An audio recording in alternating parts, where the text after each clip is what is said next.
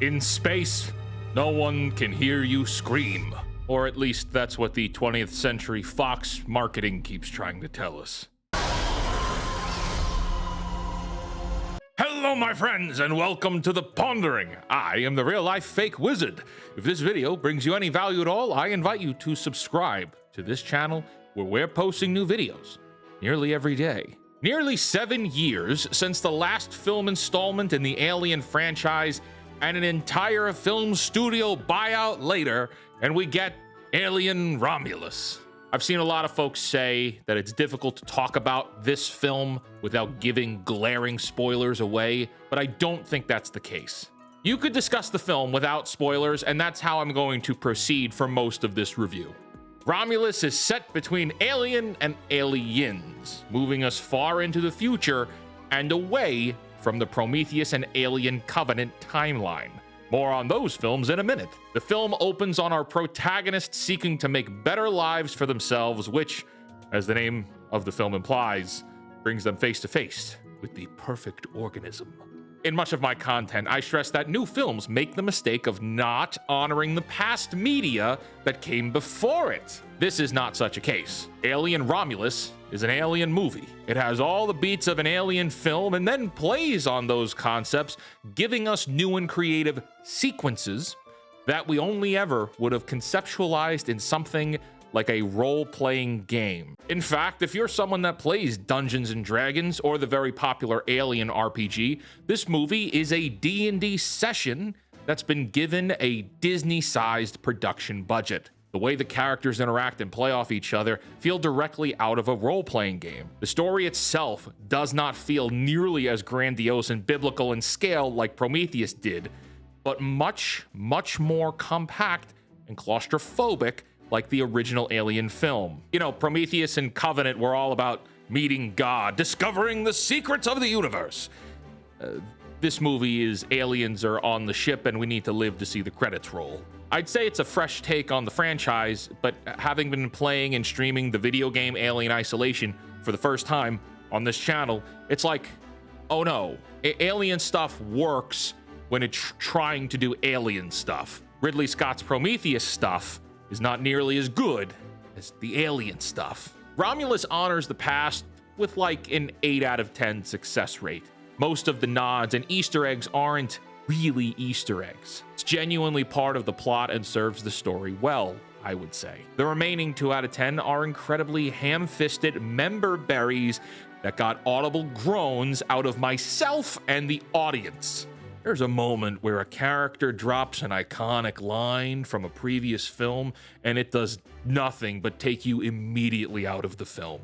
Romulus's narrative, again, without spoilers, uses all of the previous Alien properties to inspire the plot, which means it includes things from Alien, Aliens, Isolation, Resurrection, and Prometheus and Covenant. Like I said before, when this movie is an Alien movie, it works very well. But as soon as it gets into the Prometheus territory, things do not work, for me personally. The characters in this film are both likable and extremely dislikable. The male character that plays the bully, you know, like the wrestling heel, he is an asshole. And I can't understand anything the guy is saying because he has a very thick accent. I wanted nothing more than to see him leave the film. Every scene he's in, he just bullies the android. And that's a big deal for this film. I'd say all the Alien films have a deep discussion on androids and synthetic people. This movie's no different. David Johnson brings an A-game performance as Andy the android that easily makes him the most interesting and the most compelling character to the film. Matching him is the female protagonist, who I really don't remember her name. I didn't actually catch any of their names. The only reason I remember Andy is because of how many times everyone says his damn name. Now, in most horror thrillers, the cast of characters often find themselves in circumstances where the audience say to themselves, "Don't do that, stupid. You're going to die." "Oh, great. Why did you do that? I knew you were going to die. Didn't you hear me saying it to you?" I'm happy to say that while some characters make stupid-ass decisions, you can empathize with the position most of the characters are in when they make said decisions. You know, unlike the dude who puts his face over an egg in Alien Covenant, and you think, well, that was stupid. Thankfully, there aren't really any moments like that in this film. When humans die in Alien Romulus, it feels like the film earned them. Now, to discuss further the connections to the other films, this might be spoilery. So if you haven't seen the film yet and you don't want any spoilers, this is your spoiler warning, though I'm not going to give explicit plot away. The first two acts of this film work because it's an alien film. Third act is where it falls apart because it turns into a Prometheus film. I have massive issues with the Prometheus films. When they first came out, I was a Prometheus apologist. When everyone online tried to tell me that Prometheus was bad, I argued on the film's behalf. Why? Well, because I thought the film had something to say, and I was fascinated with the concept of telling a story with other species among the stars, tying that into the xenomorph origin and making the alien world seem so much bigger and mysterious. And those were just rose-colored glasses. If you're new to this channel, I spend a lot of time discussing franchise syndrome, which is where a studio signs off on a movie with the intent on making more movies. But that film does not have a solid, satisfying conclusion, oftentimes ending on a cliffhanger or establishing more questions that require more films to answer. Franchises do this all the time. But unlike Marvel, which has a guarantee of making more movies for the foreseeable future, everything else is a gamble. When a studio like Sony puts out a film like Ghostbusters 2016, which ends on a cliffhanger of Gozer coming up next time to fight the ghost-busting ladies, it feels empty and reduces the value of said movie even further when the film underperforms at the box office and doesn't get any more sequels. Black Adam brings back Henry Cavill's Superman only to fire him and scrap the entire slate of DCEU films a few months later. Solo, a Star Wars story, introduced characters to the Han Solo origin we've never heard of, tied Solo's beginnings into the organized crime activity of Darth Maul, only to never go anywhere because Solo lost Disney money.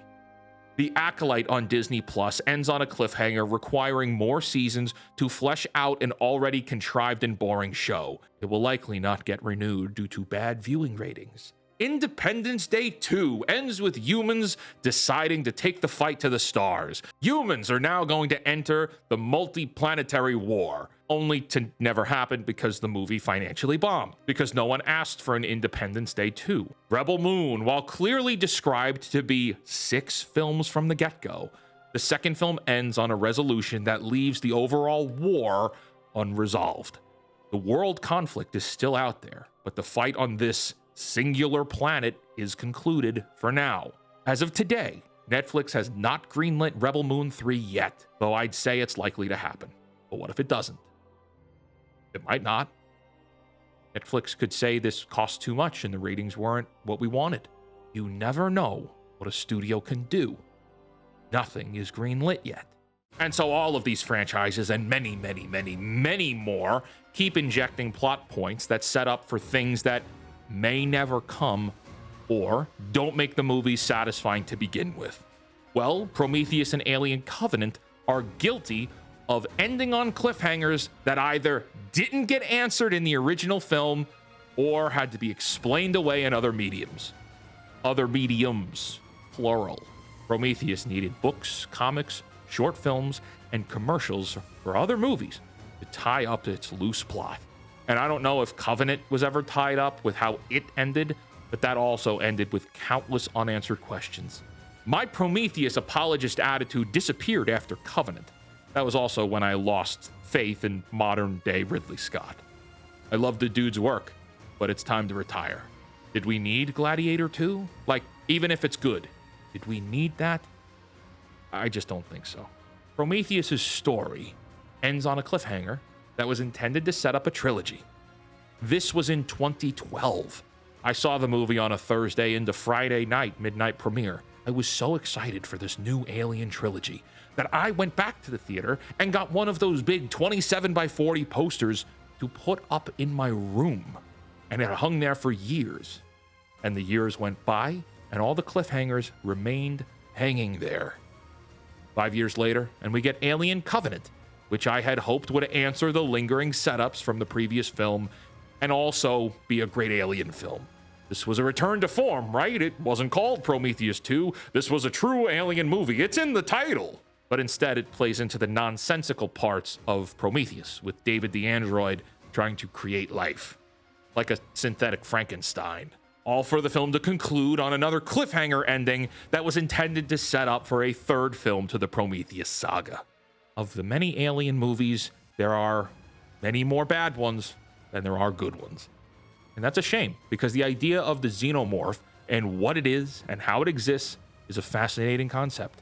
Taking it back to Romulus, Act 3 of this film falls apart because instead of trying to tell its own story, it does a series of callbacks to the Prometheus films that do not stick the landing for me personally. If you treat Romulus like a subsequent sequel to Covenant, it can be viewed that this film's conclusion ties up the logical ending to the Prometheus films. So if you like those films, you'll like this. If you didn't like those films or gave up on them like I have, you won't like it. I'm trying not to spoil what it is, but it borrows elements from both Prometheus and Alien Resurrection. And so my main takeaway is, if you do more Alien movies, get away from Prometheus. Just make fresh Alien movies, please. Alien Romulus is not a bad movie, though there are plenty online saying so. But it's also not a great movie, like some online are saying so. Keep this in mind. Alien Romulus was announced in 2022 and was intended to be made for Hulu, but instead, it got upped to a theatrical release. I think that helps keep things into perspective. This was supposed to be a direct-to-streaming film. That doesn't mean it's bad, but it does mean that it'll be small in scale next to many of its predecessors. My friends, thank you for joining me here for this Pondering Special. If you would please like the video, subscribe to the channel if you are new. If you didn't like what I had to say, well, tell me why. And until next time, create, innovate, inspire. May the contrived thread of destiny be with you. And for the love of God, cancel Disney Plus. You hear about the court case going on right now? About the guy who's suing Disney? But Disney is claiming that because he signed up for a free trial of Disney Plus in 2019, he's waived the right to sue. Cancel Disney Plus. Thank you.